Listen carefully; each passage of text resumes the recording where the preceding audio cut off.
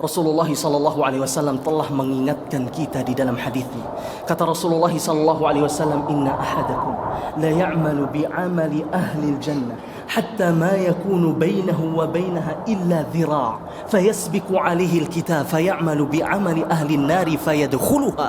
Kata Rasulullah sallallahu alaihi wasallam, ada seseorang di antara kalian selama hidupnya, sepanjang hidupnya ia melakukan amalan-amalan penghuni surga, ketaatan, ibadah, amal saleh kepada Allah Subhanahu wa taala, sampai-sampai tidak ada jarak lagi antara ia dengan surga kecuali satu hasta saja, jamaah. Akan tetapi menjelang kematiannya ia telah didahului satu takdir. Saat ia ingin meninggal dunia, jamaah sekalian, ia melakukan kemaksiatan, dosa. Akhirnya apa kata Rasulullah sallallahu alaihi wasallam? Fayadkhuluha, maka ia masuk neraka jahanam. Jamaah sekalian rahimani Allah wa iyyakum ajma'in. Ini yang perlu kita khawatirkan, jamaah. Ini yang perlu kita takutkan terjadi pada diri kita, jamaah sekalian. Karena kata Rasulullah, ada orang yang seperti ini, jamaah.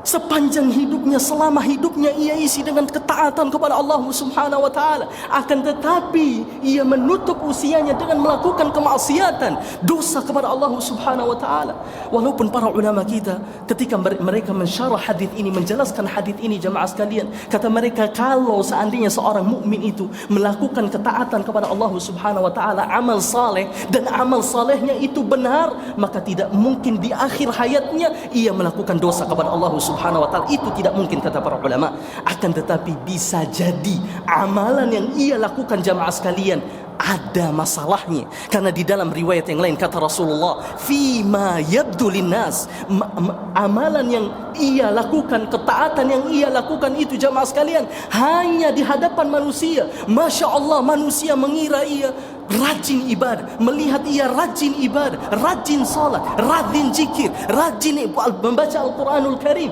rajin bersedekah, berbakti kepada orang tua. Namun hatinya, jamaah sekalian, cacat. Niatnya ria, ingin dipuji oleh orang lain. Niatnya ujub, waliyadzubillah. Akhirnya, jamaah sekalian, Allah membongkar keasliannya di akhir hayatnya. Ia melakukan keburukan, kemudian Allah Subhanahu wa taala waliyadzubillah memasukkannya ke dalam neraka jahanam.